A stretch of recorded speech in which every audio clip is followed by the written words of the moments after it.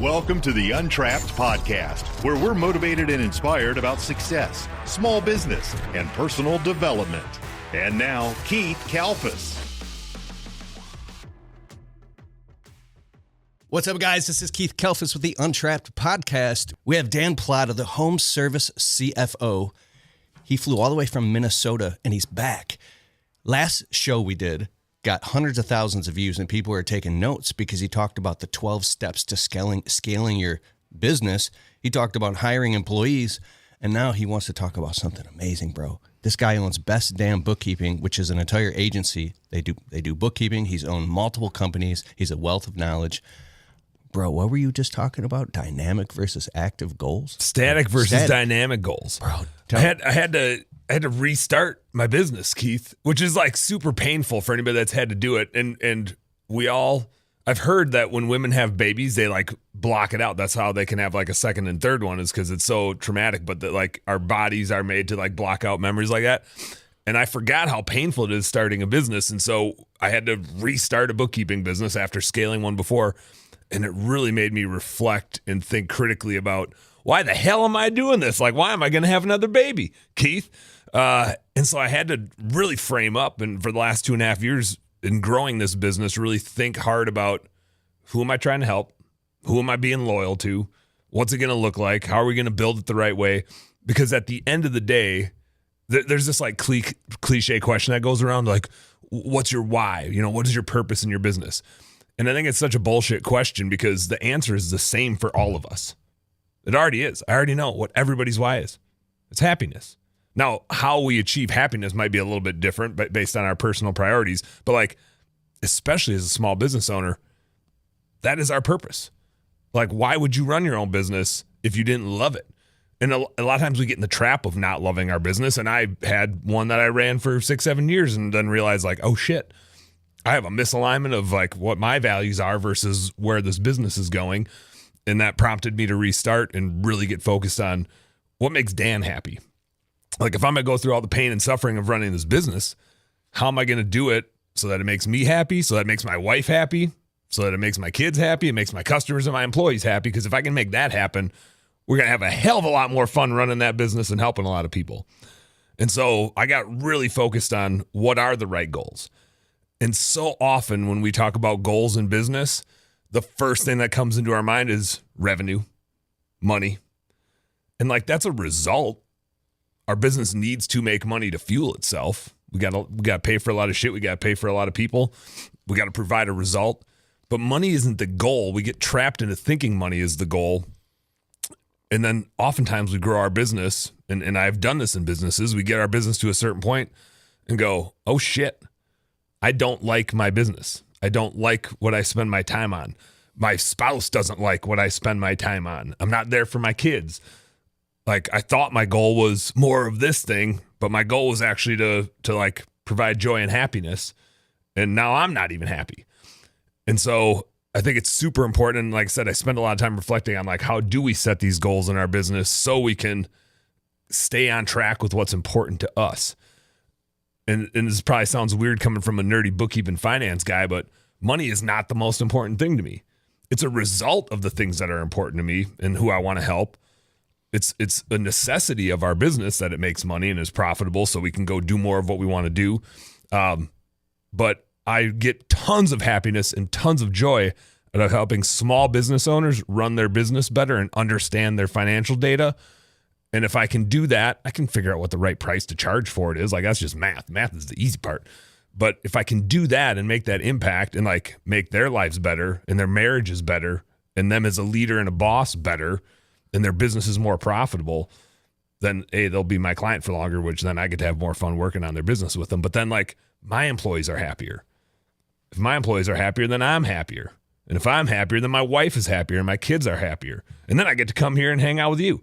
And so like really being intentional about how we build that in Best Damn Bookkeeping for the last 2.5 years of starting this business has been the sole focus. And 2.5 years in, we're at 25 employees and bigger than any of the other businesses I've grown and way faster in getting there. And the funny thing is, we didn't try to grow it that way.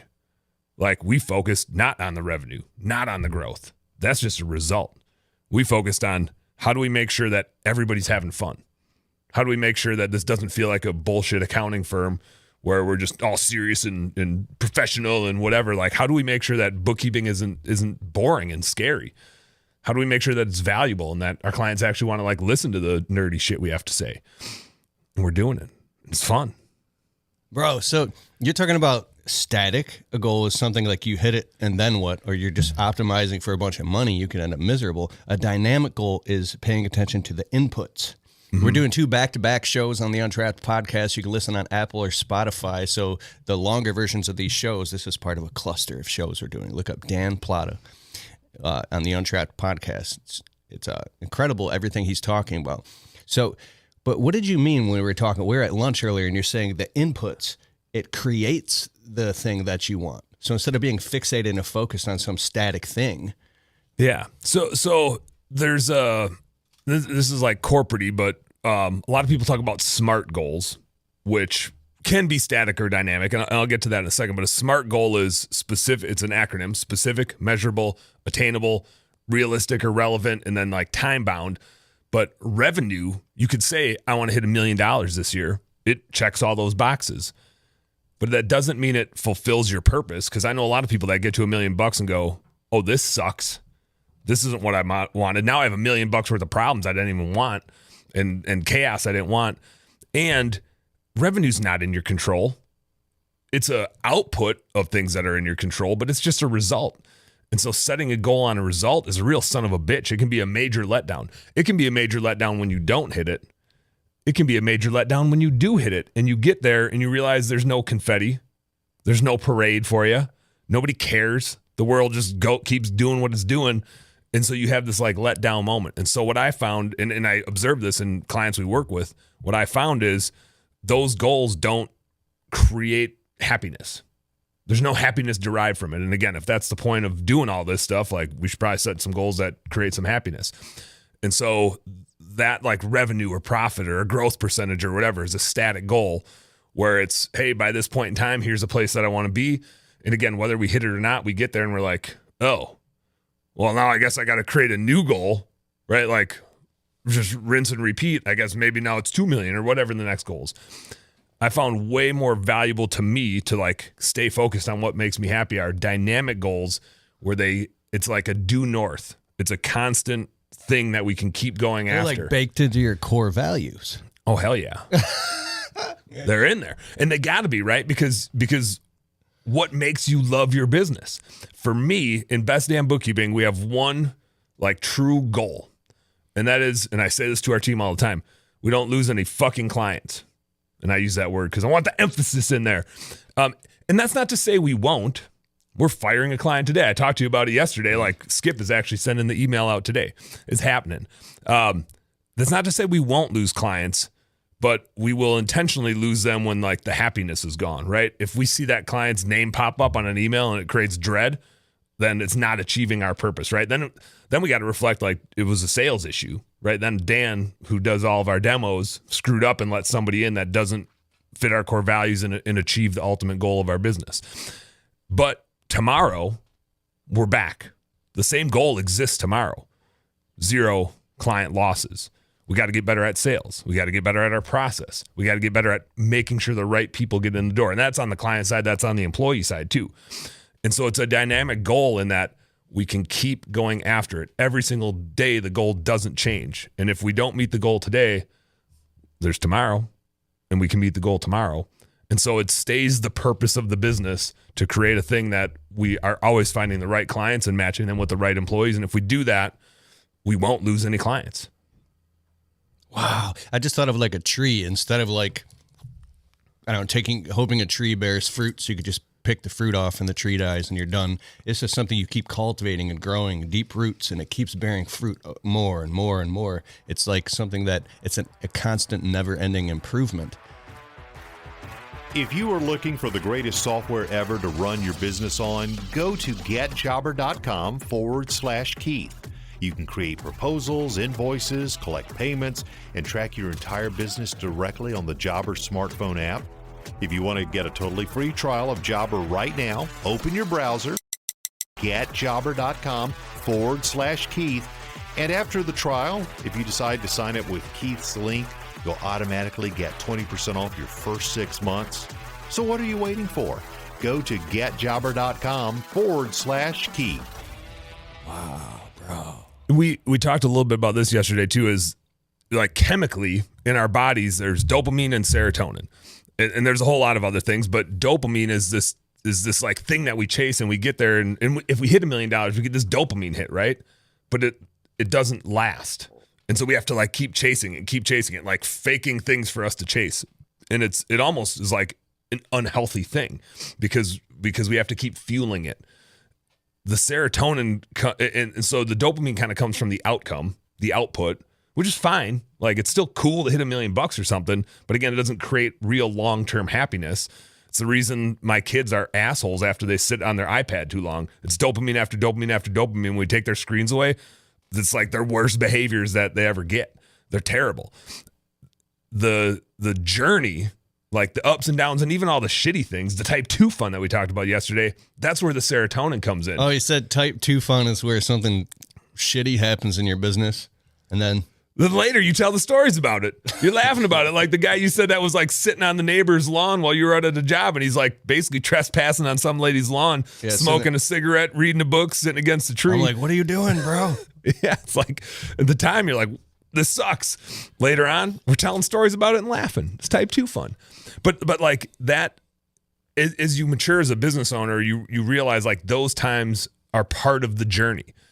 Like that is part of the serotonin. That is part of the joy of running a business. Solving problems is like fun. That's fun. It's okay when things go wrong. Like the goal tomorrow is still the same dynamic goal. It's still to keep getting better on the thing that drives the purpose of the business. You did say something, and this kind of crossovers to the other topic you were talking about yesterday, because we did a whole show on this. You were talking about when you hire people, if like these things are going to happen. If that type of stuff upsets you, then you're not going to fit in our culture, and you have to figure all that stuff out beforehand. Yeah. It's such an expectation setting thing. Like you don't want to, the same reason why we need to fire a client. I remember the client that I'm talking about that we need to fire, they tried to negotiate our pricing with me. I should have just been like, yeah, we're not a good fit. Immediately, I know they're just trying to get as much as they can get for the lowest price. They don't actually care about the result. They don't care about our team. They don't care about our business being successful. That's a really shitty client. I should have never let him in. That was like a sales process fault. That's why we have attrition. Dan, the salesperson, screwed up. I didn't do my job. I didn't filter them out. With employees, it's no different, right? You don't want to let an employee in out of like desperation because they need a paycheck. And we've all been there where we've hired out of desperation because we need a body. But like desperation is ugly. If the employer's desperate and needs a body, they're going to hire somebody that doesn't actually meet their core values, that doesn't actually fit that role or the business model that they have because they're desperate. They will just take anybody. And if you hire somebody that's unemployed and needs a paycheck, they're desperate. That employee isn't going to find the right employer. They're not going to find the place that has the right core values that match theirs.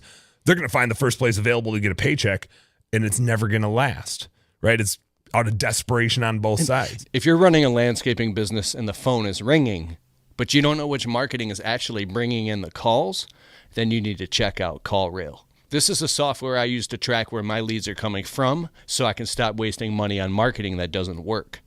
CallRail helps you track phone calls, text messages, web forms, and even conversations so you can see exactly which campaigns are generating real customers. Whether you're running Google ads, Facebook ads, SEO, yard signs, or YouTube videos, CallRail gives you the data so you can make smarter business decisions and stop guessing. Go to keithkalfas.com/callrail. That's CALLRAIL. keithkalfas.com/callrail right now to get your free 2-week trial. You were also saying something like a good A player is worth a couple $100,000. So do that part right, because somebody who is not is going to cost you a whole bunch of money. Oh God, it's painful. Talk about that real quick? Well, I mean, I think there's the monetary piece of it, right? Like in home services, our employees are worth hundreds of thousands of dollars if we get the right one. It's hilarious to me how I see some business owners complain about having to spend like $500 or $1,000 on like boosting on Indeed. And I'm like, are you kidding me? You're talking about something worth $200,000 and you don't want to invest a little bit in it. And to what you just said, if you get the wrong one, the cost of that recruiting, the cost of all the onboarding and the training, and the detriment to their teammates, because everybody hates working with a shithead. Like, it brings everybody down, the detriment to the clients, the detriment to the business, because somebody every day experiences your worst employee. Like, if they are your worst employee, one of your clients is experiencing them. Some of your teammates are experiencing them. Like, it's hard to put a financial number on the detriment. I have lost A players in our business because we let a B or a C player hang around, right? And so it's like, it's super hard to find a dollar amount of that. It's just painful. And maybe the worst part of it is you bring that shit home. Like, it makes it not fun to run a business when you're worried about who's going to show up. Are they actually going to do their job? Are they going to fill out their SOPs? Are they going to organize the truck at the end of the day? Like, it makes it really frustrating to run that business. And so that makes you unhappy. And you also said, because there's a lot of people complaining that it can't find good help, yet the proof is because you see the books you've seen the books of hundreds of businesses. I don't know how many clients you have now, but like, I think we're pushing 300 now. Wow. So, and there are businesses that are crushing it, that are having tons of growth with tons A of players. Growth. Scotty, who I'm seeing later today, he has an HVAC business. When we started working with him, they're around $6 million. He's on a $14 million pace right now. He's shooting for a $2 million month in July. I'm pretty sure Scotty's finding some employees. He did. I saw a video he posted. I think they have, I don't know, 30, 40 vans outside. So it's like, somebody's finding them. Somebody's hiring good people, because I'm pretty sure Scotty's business wouldn't be like doubling at that level, doubling year over year, if he didn't have good people on his team. So they're out there. Usually when somebody's complaining about nobody wants to work anymore or whatever, they just haven't looked in the mirror and realized that it's them, right? Because if you can't find the good employees, it's you. It's your job. Like, Debbie Sardone in the maid service space always says, you have an obligation to create a job that people want. If you're creating a job that people don't want, right? Maybe you don't pay them. Maybe it's disorganized and you don't have good SOPs. Maybe the manager sucks. Maybe you suck as a leader. If you try to create a job that people don't want, why would you expect them to come and work for you? Right? If you post a shitty job description ad online that's like, I don't want you here if you do this and you don't do this and you don't have one of these, right? Like, who's going to go work for you? Right? Like, of course you're going to have a hard time hiring, because why would somebody actually want to come work for you? I saw a job ad, a lawn care business owner guy. He was just over it. And even in the ad where he was looking for employees, and none of this crap, and I was like, whoa, who would want to go work for him? He's the guy posting on social media that nobody wants to work these days. You can't find good help anywhere. And it's like, it's until you solve that problem in the mirror, you're always going to have a hard time finding good people. Good people want to go work for A player leaders. They don't want to work for a B leader. They want to work for an A leader. You've seen this firsthand, everything encompassing in what we're talking about, because you've been involved in many businesses. You've seen hundreds of employees come and go. You've seen the process. And so you know the repercussions of not doing it right, so you might as well do it right. Where do you guys find the employees, and what is the process, like the funnel? Like, how many people do you talk to, and do you have to talk to all these people yourself in order to? Let me tell you something most service business owners never realize.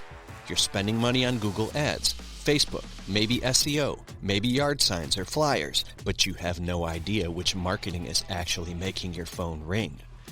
That's where CallRail comes in. CallRail is call tracking software that shows you exactly which marketing source generated each phone call.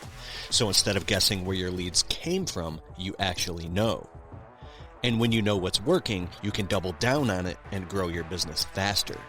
If you want to try it, go to keithkalfas.com/callrail.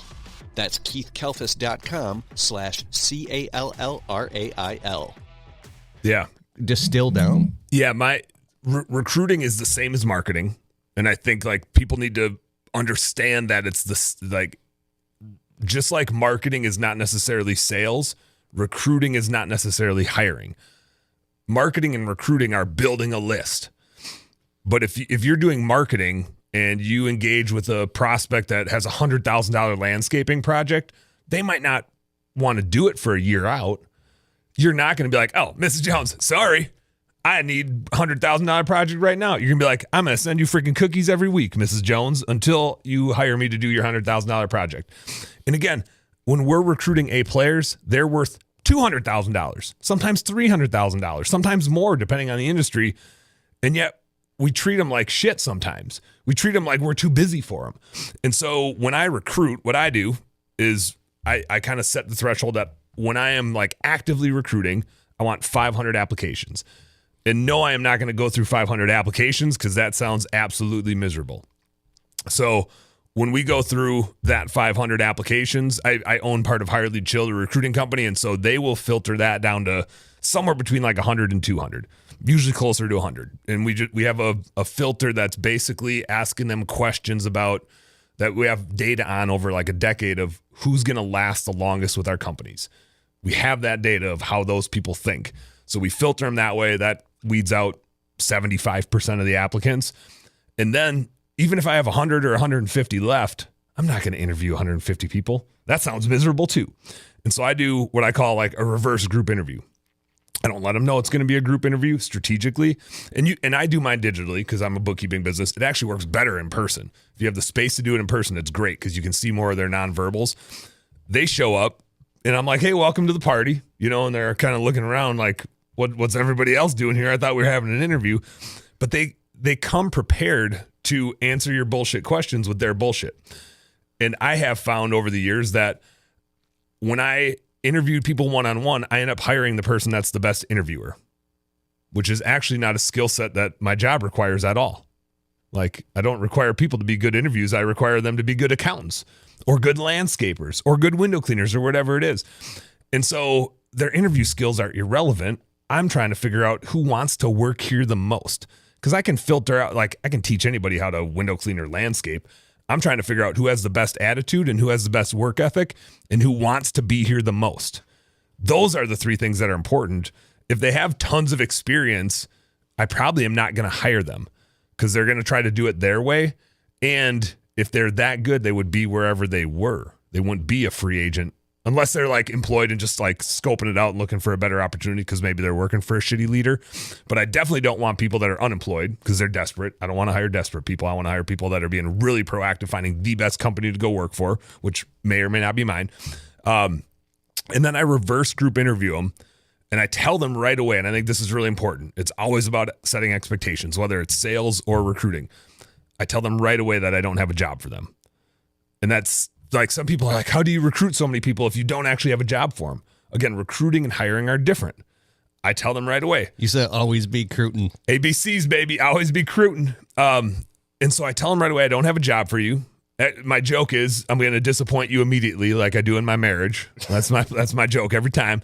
But I don't have a job for you. And that sucks if you like need a job right now, then this isn't the place for you because we don't hire people right now. I'm looking for who I'm going to call first the next time I have my next opening. And I have dozens of people on that list of who I'm going to call, but I need to know who is the right person, like who fits these core values the best. Because we can teach the accounting stuff. Like it helps if you know accounting and have QuickBooks experience and everything else. But like if your behaviors suck and you're not aligned with the types of problems that we're going to encounter and you don't want that set of problems, then I don't want you here. Because if you're the best accountant, but you're a miserable human, I don't care. I don't want you on my team. Like I would rather take a shitty accountant and an awesome person with a good work ethic, with an awesome attitude. I can teach you the accounting. I can't teach you how to be a good human. So that's what I'm really trying to figure out is like who wants to be here the most and who wants your job the most. Again, not out of desperation, out of like, I can't imagine working anywhere else because we're so aligned on our core values. Who wants your job the most is going to show up every day, is going to be there early, is going to be working on the weekends because they care so much about what they're doing and who they're doing it for. I need to find that person, right? And so I do my reverse interview. I tell stories because when you tell stories, just like you're doing right now, people nod their head and they lean forward and they make eye contact. You can, again, if you one-on-one interview people, all you're getting is what they are coached up, trained up, prepared to spew at you, to sell you some bullshit. When you group interview them and you don't ask them any questions, I like literally present our business model to them. I tell them our origin story. I tell them about all of our core values and why they're so important.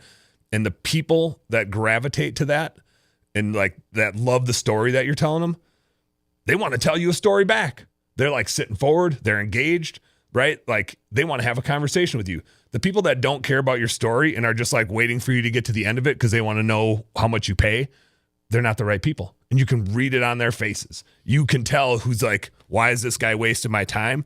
Versus a person that's like, tell me more. I can't wait to be a part of that. And so like and it's funny because immediately when they show up and they realize it's a group interview, they kind of get thrown off. And then I tell them like, hey, I'm not going to ask you guys any questions. This is your chance to interview me because it's so important that you know me and what you're getting into with me. If you work here, I'm the one guy that can't get fired. You're stuck with me, right? Like you better really want to come work for me. And so when I do that, their guard drops, and then all their nonverbals just tell you everything. And again, I do it digitally. It works better in person. You can read their body language, and I'm not a body language reading son of a gun. It's just so obvious. And so by the time we get to the end of the interview, like half the people will drop off, which is kind of by design. I swear at them. I tell them the good things and the bad things. And I think it's important to tell them the bad things. Well, because you said that service business owners, the clients that you have are a bunch of blue collar guys and they swear. So if you get offended by that. Yeah, if you get offended by some F-bombs, like you ain't going to like working here. Like that's what's going to happen when we're working with our clients. And that's okay. But if that's not you and you want to be in like a white collar role, that's not our company. And so don't come work here because you're not going to like it. You're going to be miserable. And when I get to the end of the interview, I tell them like, hey, again, I don't have a job for you. If this is the right place for you, send me a follow-up. Let me know that you think this is the right place for you. Then we'll do a one-on-one, just like kicking it around. And then I'm going to decide where you're at on my list, right? And I'm going to call the top person on my list at that time. And it always surprises me. Like build a big list. 3's not enough. 10 isn't enough. If I have less than 20, like that's a problem. The beauty of having a big list and a big bench is you always call the person on the top, right? You call person number 1. You don't call person number 20. You might never get to person number 20 because as long as you always be recruiting, that list keeps getting bigger and bigger and bigger. There's always somebody out there that's a really good fit for you. So what's the story? The one guy you were telling me earlier, he already had a job, like, and it wasn't a good time. But then eventually he's going to twice. It flipped twice. So Kyle's his name. He's on our team now. When I first recruited him, he was desperate and he needed a job. I thought he was a good fit, but he really needed a job. And I was like, Kyle, I'm not going to hire you. I'm not just going to pay you to sit around. We don't need you right now. We probably don't need you for 3, 4, 5 months. But I think you'd be a good fit here personality wise. And he went and found a different job. When I did reach out to him 3, 4 months later when we needed somebody, he said, hey, I ended up getting a different gig. And I said, that's awesome. I'm still going to reach out to you. Like, you're not going to be there forever. And it's like, it's never over, right? Just like with a client, when you're marketing, you thought you were going to hire somebody else to do that landscaping project, but then they got a quarter of the way in and they went belly up. Oh, you need me to come back and finish it? Like, it's never over, right? And so with Kyle specifically, he took a different job and we stayed in touch, automations, reaching out. And then a year later, he sent me a note and was like, hey, Dan, are you guys hiring yet? I don't think this is the right place for me. I still would really like to come work for you. And he probably wouldn't have done that, but we kept reaching out and saying, hey, you're still high on our list, bud. We're here whenever, we're always going to be looking. We'll figure out the timing. So then he reached out and he's like, hey, is now the right time? And I said, no. Not yet. It's probably another 3 months out, but stay where you're at, and then we'll keep in touch. Like, I do think you should come, and you're high on my list, and so I'll let you know when you're next step. And I had a couple people in front of him. I brought them in. One of the guys didn't work out, and I said, hey, Kyle, how about now? So instead of 3 months, it was like a month later, and he's like, well, and this is how I knew he was the right guy. He said, I need 2 to 3 weeks. I can't just leave right now, right? I've got commitments. I've got people I need to transition stuff off to. And if he would have said, yep, I'll be there Monday, I'd be like, never mind. If you're going to leave them high and dry to go make a few more bucks, then you're going to do the same to me, right? Like, that's shitty. And so just even the fact that he was like, yeah, let me give them some time so I can transition stuff off and make sure they're okay, and then I'll get started. Just like, that whole interaction was how I knew he was the right type of dude. So it was a year and a half. And Todd on our team, same, like it wasn't quite as long, but like over a year from when I first interviewed him to when they started working for me. And when you build a list with the right people, again, recruiting and hiring are not the same thing. Hiring is just when you pull them off the list. And the value of having 20 plus people on that list is it's not going to be the right time. Amanda is really high on my list. I tried to bring her on in November, wasn't the right time. Still staying in touch with her. There will be a time when Amanda is on my team. She's super high on my list, but she found a role that was a good fit for her at the time. So I said, hell yeah, go do it. We're going to be here. We'll still be here when you're ready to be part of our best damn team. And what does BEST stand for? It's our core values. It's our acronym for blessed, efficient, steadfast, and trustworthy. Blessed, efficient, steadfast, and trustworthy. I created a group called the Untrapped Alliance where we go live every other Wednesday night in a controlled environment. I'm sick of scrolling on social media. I'm sure you are too. Let's get focused on our businesses. We already started the group, so if you join at keithkalfas.com/alliance, you can get access to the replays. And the bonus is we're gonna have special guest experts who run multiple 6- and 7-figure businesses. They're gonna come on and teach us how to do sales, marketing, persuasion, close higher ticket jobs. These are people who got their shit together. And I'm really excited to have them on. Go to keithkalfas.com/alliance. I'll see you on the Wednesday night call. Let's go. Yeah. And I love an acronym for core values because otherwise we forget them.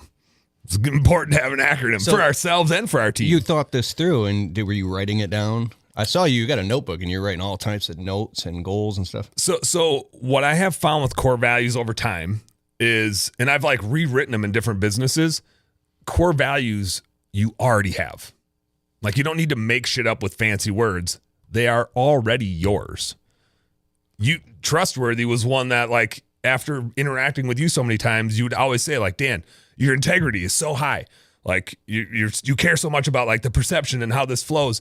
And so, and I realize that because usually it takes other people. You just assume everybody is wired the way that you are, right? So like it takes other people to tell you what they recognize in you as like a trait that you have that is off the charts.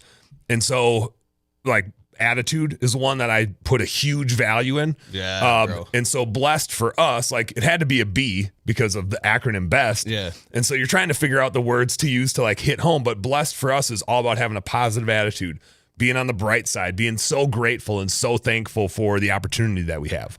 And so that attitude is super important. The trustworthy is super important. Like obviously it's important because we're working on people's financials, Yes. but we got to say what we're going to do and then do what we said. And so like all of those core values are just things that I already have. I care a ton about being efficient and getting a lot of help done for a lot of people. And I care a lot about solving problems and being steadfast and being gritty. Like when things go wrong, again, according to the attitude and being blessed, when things go wrong, I'm like, all right, now we get to solve some problems. Now we get to have some fun. Like, let's get gritty. Let's solve it. Let's do it. Dude. And I want to thank you because when I first met you, I was embarrassed because my QuickBooks were a mess, bro. I was so busy running my business. And so you helped me get everything organized and go back like 2 years and get everything like the cost of goods sold, the profit. And with our first profit and loss statements for both of my businesses, it was like, ta-da. And it impacted my whole life, bro. I'm so thankful for you. Yeah, man. It's fun. It's like the clarity that you get. Just that clarity of knowing, and then you can start making decisions. You don't always like what you see with the clarity. That's okay. It's just some problems to be solved. It's all good. Well, I found out that I had more room for advertising and marketing. I was being too tight with money because I couldn't see it. Yep. Right. So how can everybody find you? Your podcast, your socials, everything. Dan Platta. Go for bookkeeping. Go check out the website, bestdamnbookkeeping.com. Be careful when you type bookkeeping. It's OOKEE. It's the only word in the dictionary with that triple double. Maybe all basketball players, actually. So go check out bestdamnbookkeeping.com. For the podcast, it is at Home Service Happy Hour. You can go Spotify, you can go Apple, you do the podcast things. And we do it live. So it's I stream it to my personal Facebook page, our Best Damn Bookkeeping Facebook page. There's a Home Service Happy Hour Instagram account. There's a Home Service Happy Hour TikTok account. So we get like little clips and stuff out there for everybody. YouTube, we're on the YouTubes. So go find it. It's out there. We're having fun. Just doing fun, awesome, man. Thank you so much for being on the Untrapped Podcast, and thank you guys for listening. And go check out Dan Home Service Happy Hour Podcast and bestdamnbookkeeping.com. If you're building your business, but you constantly feel overwhelmed, stressed out, anxious, or stuck inside your own head, then you need to check out the Untrapped Alliance. This is my private community where we go live every other Wednesday night and talk about real business growth, marketing, sales, mindset, leadership, and how to actually build a life that doesn't feel like you're trapped. We also talk about the nervous system and how to overcome self-limiting beliefs, learning how to operate at a higher level without constantly burning yourself out. And I bring on special guest experts with multi-million-dollar businesses who teach real-world strategies that are actually working right now. If that sounds like something you need, go to keithkalfas.com/alliance and join us.